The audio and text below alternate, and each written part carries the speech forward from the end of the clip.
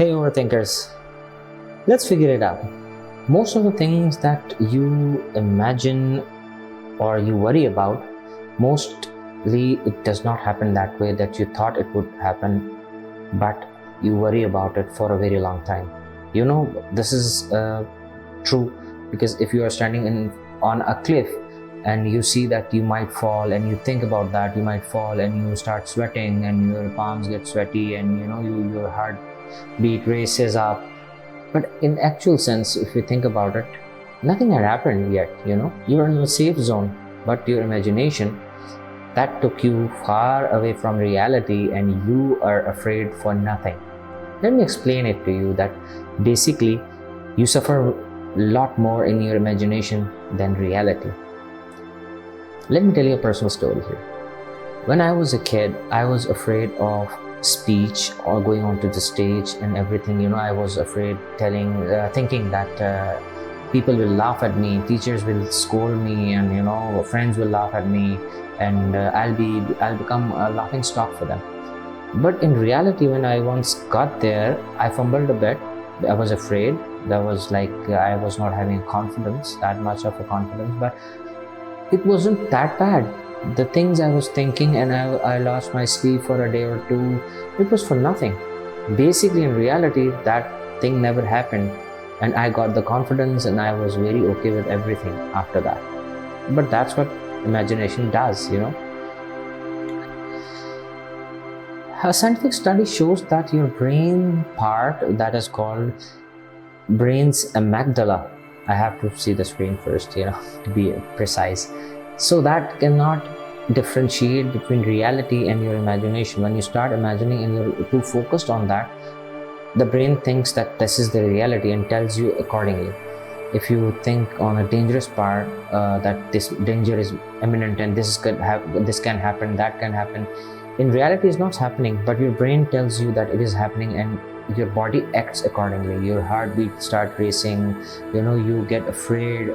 That's all because your imagination. You have to train yourself, and I'll tell you how in the later on in the video, that how you can train yourself from not imagining that much or overthinking, I would say.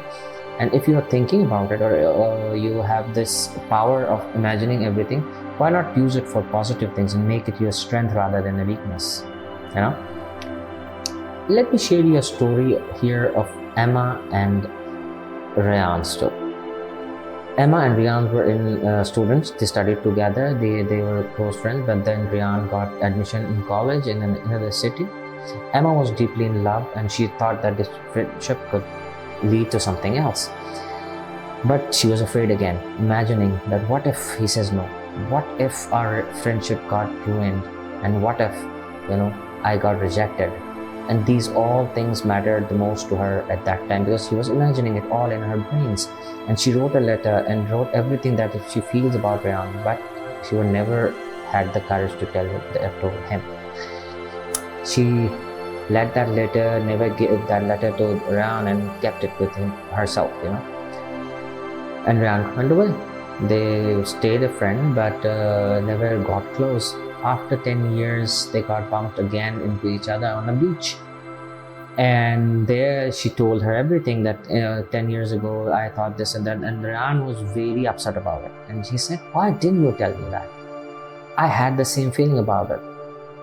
I had the same feeling for you too. But I was afraid as well that you might react differently and we will lose our friendship. And same as Emma. Ryan had doubts and imagining the worst. They both never could enjoy that 10 years gap, So you have to take the bold step. It's dangerous, it's difficult. You think that, but you don't know the outcome. Even the most successful people on this earth don't know the outcome they're doing, whether it's right or wrong. But they do it anyway. And that makes the hell of a difference actually. Why you imagine a lot, why you imagine these things and why you overthink? Because it's defense mechanism of yours.